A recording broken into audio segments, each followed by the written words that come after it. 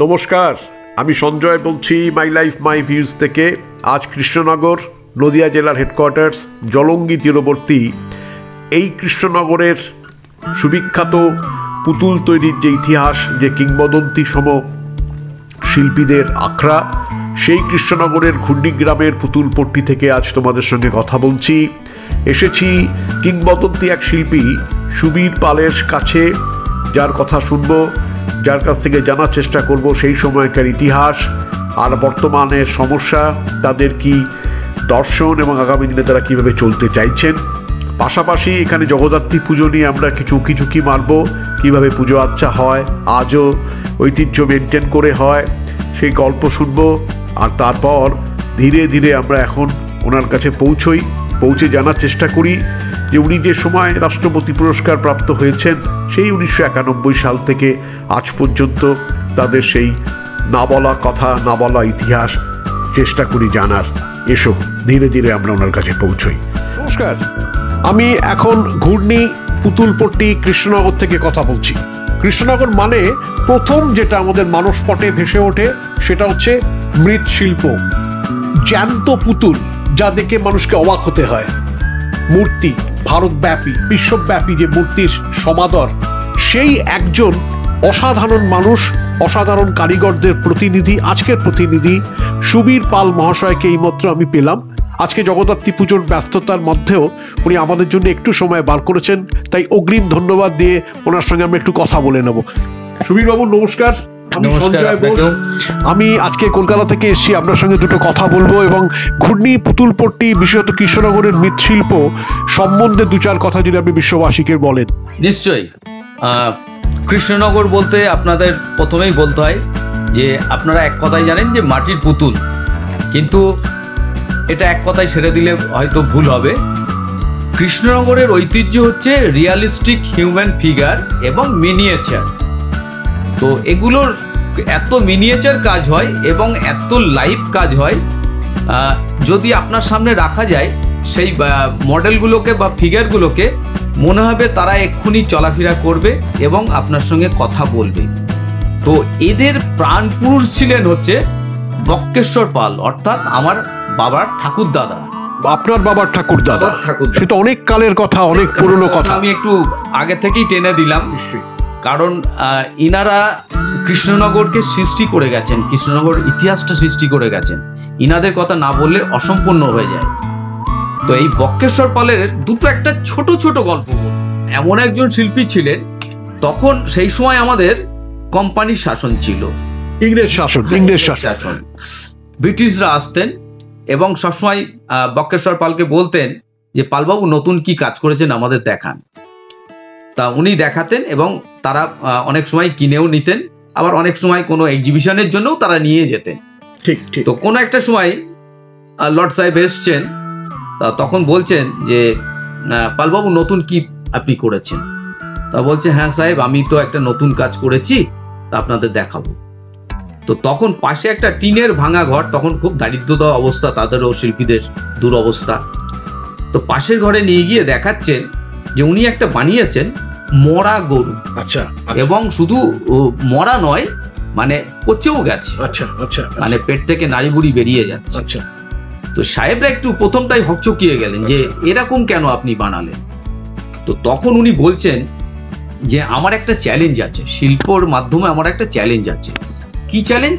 যে না, আমি এই গরু ভাগাড়ে রাখবো এবং আকাশের যত চিল শগুন আছে আমি এখানে নামিয়ে নিয়ে আসবো। অসাধারণ। তো তখন সাহেবরা খুব ইন্টারেস্টেড এবং তখন সেটাকে গোভাগাড়ে রাখা হয় এবং রীতিমতন 10-15 মিনিটের মধ্যে চিল শগুন এসে তাকে ঠুকরাতে আরম্ভ করে। তখন সাহেবরা খুব ইমপ্রেস হয় এবং সেটাকে পরবর্তীকালে গ্লাসগো শহরে নিয়ে গিয়ে এক্সিবিট করা হয় এবং সেখান থেকে বিভিন্নভাবে মেডেল সার্টিফিকেট বাই পোস্টের মাধ্যমেও পাঠিয়ে দিয়েছে। তাও আরও এরকম অনেক সময় একটা গল্প শোনা যায় যে এরকম, যদিও এটা গল্প নয়, সত্যি এখন গল্প বলছি আমি, একটা গলদা চিংড়ি মাছ বানিয়েছেন। তখন বড় বড় গলদা চিংড়ি আমাদের নদীতে পাওয়া যেত। তো উনি অর্ডার পেয়েছেন, তা ওটা অন্যত্রে ডেলিভারি করতে হবে। উনি তখন গরুর গাড়ির প্রচলন, গরুর গাড়ি করে যাচ্ছেন ঝোলাই করে নিয়ে উনি ডেলিভারি করতে যাচ্ছেন। তো ইতিমধ্যেই গরুর গাড়িতে আরো কিছু প্যাসেঞ্জার বসে আছেন, তার মধ্যে একজন পুরোহিত আছেন। তো পুরোহিতটার গায়ে ওই চিংড়ি মাছের সুরগুলো হয়তো ঠেকছে। তো উনি খুব অসন্তুষ্ট বোধ করছেন যে এটা আপনি কি করছেন, আমি পুরোহিত মানুষ, ব্রাহ্মণ মানুষ, আমার গায়ে এরকম আঁশ জিনিস ঠেকছে। তো তখন একটা বিরাট ঝগড়ার সৃষ্টি হয়ে যায় সেই জায়গায়। তো তখন গরুর গাড়িও থেমে যায়। তা তখন উনি ঝুলা থেকে পার করে বলছেন, না, এটা অরিজিনাল কোনো চিংড়ি মাছ নয়, এটা আমার শিল্পই মাত্র।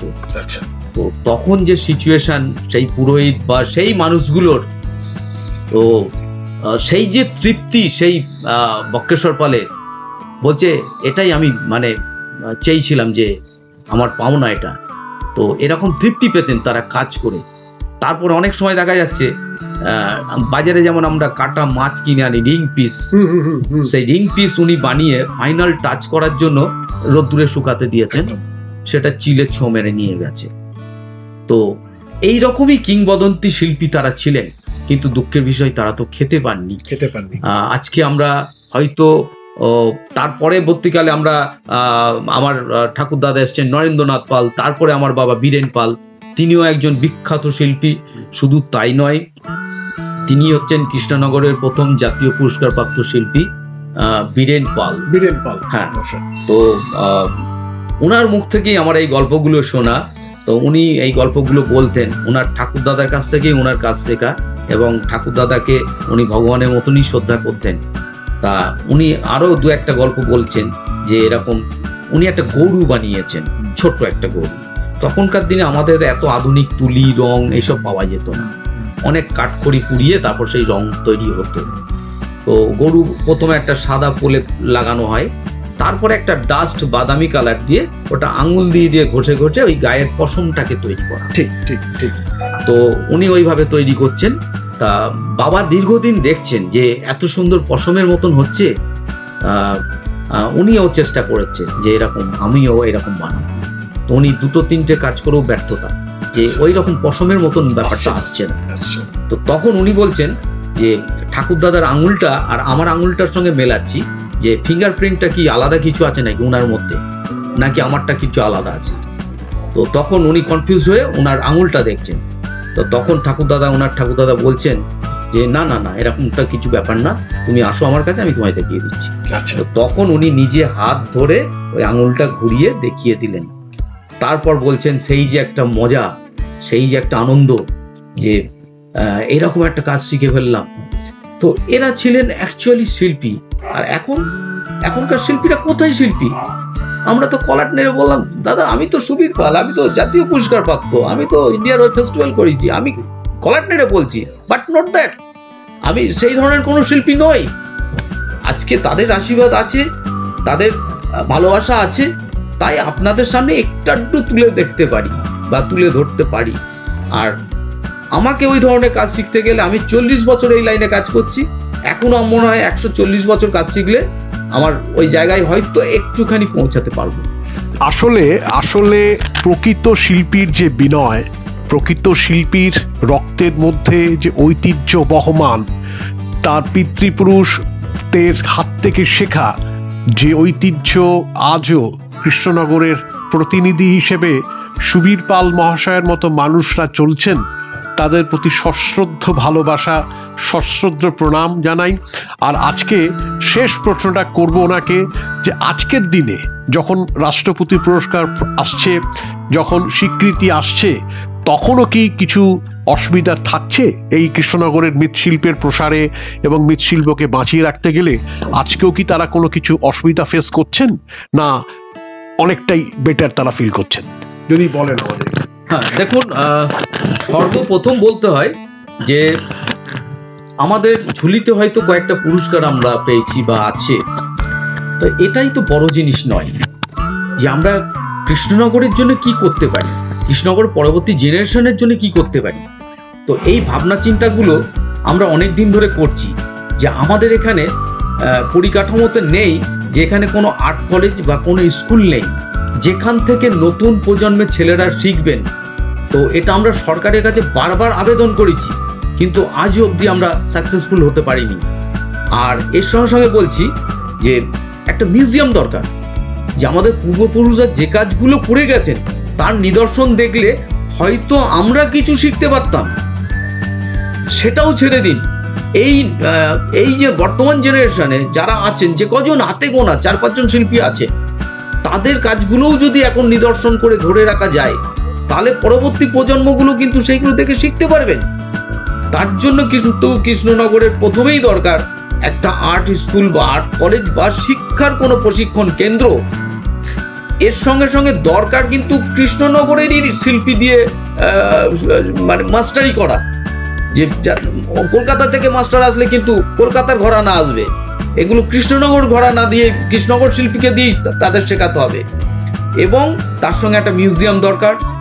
আরও দরকার যে আমাদের চাহিদারও শেষ থাকে না, কারণ হচ্ছে অনেক গরিব শিল্পী যারা আছেন তাদের কিন্তু শোরুম নেই, কোনো দোকানপাট নেই, তারা অসহায়ভাবে বাড়িতে বসে কাজ করেন। তাদের জন্য যদি একটা সেলস এম্পোরিয়াম করা যায় তাহলে আরও ভালো হয়। তাহলে পুরো শিল্পীরা যারা বাড়িতে বসে কাজ করেন সেই এম্পোরিয়ামে দিলেন, সেখান থেকে তাদের শিল্পগুলো বিক্রি হলো, তারা উপকৃত হলো। এবং শিল্পীদের আরও দরকার, সেটা হচ্ছে দেখুন, আমাদের তো যতক্ষণ চোখ থাকে ততক্ষণ আমাদের দাম থাকে। আমাদের তো রিটায়ারের পরে আর কিছু আমরা পাই না, আমাদের কোনো সেরকম সহযোগিতা পাই না।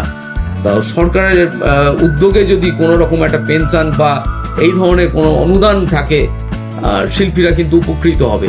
হয়তো 2-1 জন হাতে গোনার শিল্পী হয়তো ট্যাবলিস্ট হয়ে আছেন, আমি হয়তো আমার দিক থেকে বলতে পারি আমার চলে যাবে, কিন্তু আমার মতন প্রচুর ছোট ছোট ভাই বন্ধু শিল্পীরা আছে, আমি তাদের কথা বলবো যে অন্তত তাদের জন্য কিছু সরকার করুক। অন্তত মমতা সরকার এখন রয়েছেন, উনি শিল্পর দিকটা অনেকটাই দেখেন, কিন্তু কৃষ্ণনগরটাকে উনি একেবারেই নজর দেননি। আমি অনুরোধ করব যে অন্তত তিনি যেন এই কৃষ্ণনগর মৃৎশিল্পের ওপরে কিছু করেন, তাহলে শিল্পটাও বাঁচবে, শিল্পীরাও বাঁচবেন।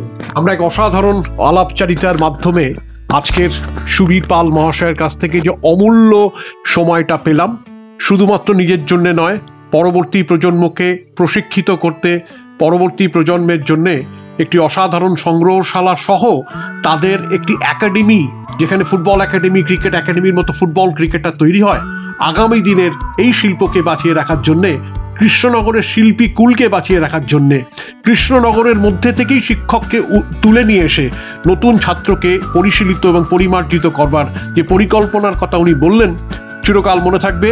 এবং আমরা সরকারের বিভিন্ন দপ্তরের কাছে অনুরোধ করব একটু বিশেষ নজর যদি দেওয়া যায়, কারণ এটা আমাদের বড় বিষয়, বড় প্রাণের বিষয়, রক্তের বিষয়, আমাদের ঐতিহ্যের বিষয়। আশা করি সকলে মিলে এই শিল্পকে বাঁচিয়ে রাখার বিষয়ে আমরা আগামী দিনে একসাথে নিশ্চয়ই কাজ করতে পারবো। নমস্কার। নমস্কার কুইরবাবু, অনেক অনেক ধন্যবাদ। Thank you.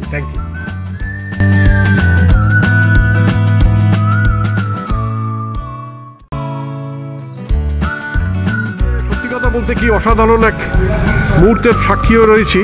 জগদ্ধাত্রী পুজোর দিনকে কৃষ্ণনগরে আসতে পেরে, আর কৃষ্ণনগরে বিখ্যাত শিল্পী সুবীর পালের সঙ্গে একটু আগে আমরা একটা ইন্টারভিউ করেছি, তারই স্টুডিওর সামনেই পুজো। এখানে অনেকেই স্থানীয় মানুষ বসে আছেন, তারা এই পুজোর সঙ্গেই জড়িত। তাদের থেকে একটু শুনবো এই কৃষ্ণনগরের পুজোর গল্প, পুজো হয় কি করে, পুজোর আচার বিচার, পুজোর নিয়ম নীতি, সেই বিষয়ে একজন সিনিয়র মানুষকে পেয়েছি। দাদা, আপনার নাম কি? শুভ্রাংশু পাল। আপনি কি এখানে স্থানীয় মানুষ? আচ্ছা, এই যে জগদ্ধাত্রী পুজো হয় কৃষ্ণনগরে, আপনি যদি জগদ্ধাত্রী পুজোর সম্বন্ধে 2-4 কথা আমাদের একটু বলেন। আমাদের জগদ্ধাত্রী পুজো বলতে, আমাদের যে জগদ্ধাত্রী পুজোটা হয় সেটা হচ্ছে মহারাজা কৃষ্ণচন্দ্র রায়ের স্বপ্নে পাওয়া। উনি স্বপ্নে পেয়েছিলেন মা জগদ্ধাত্রীকে, তা উনি প্রথম পুজো আরম্ভ করেন কৃষ্ণনগরে। তারপর থেকে কৃষ্ণনগরে এক এক করে ক্লাব বারোরই পুজো শুরু করে। আচ্ছা, কতগুলো পুজো মোটামুটি কৃষ্ণনগরে হয়? অনেক 200 পুজো হয়। পুজোটা কবে থেকে শুরু হয়? আপনাদের কি চন্দননগরের মতন ষষ্ঠী থেকে শুরু হয়? না, আমাদের একদিনের পুজো। একদিনে প্রথম মানে যেদিনকে পুজো সেদিনকে মানে আমাদের 4 দিনে হয় না। আচ্ছা আচ্ছা। একদিনে সপ্তমীর থেকে আরম্ভ হয়, সপ্তমী অষ্টমী নবমী পর্যন্ত হলো, আর দশমীর দিন দশমী পুজোটা হচ্ছে। আচ্ছা, আমাদের একদিনের পুজো, মানে একদিনে পুজো এবং তার পরের দিনে এখানে ভাসান হয়ে যায়। আপনি যদি কিছু বলতে চান প্লিজ বলতে পারেন জগদ্ধাত্রী পুজো সম্বন্ধে। অ্যাকচুয়ালি আমাদের ভাসানটা হচ্ছে মেনলি আকর্ষণীয়। আচ্ছা, আমাদের কাঁধে হয়। আচ্ছা, ভাঙে হয়। আচ্ছা, তো যেটা আমাদের অন্য কোনো জায়গায় হয় না, এবং লরিতে বা চাকাতে গেছেন আপনারা চন্দননগরে, এখানে হয় কাঁধে। ওকে ওকে ওকে ওকে। আচ্ছা, তো এই পুজোটা মোটামুটি এবছরে কোভিড-19 পরিস্থিতির মধ্যে যখন আপনারা পুজোটা করছেন তখন কি কোনো অসুবিধা ফেস করছেন অন্যান্য বারের থেকে?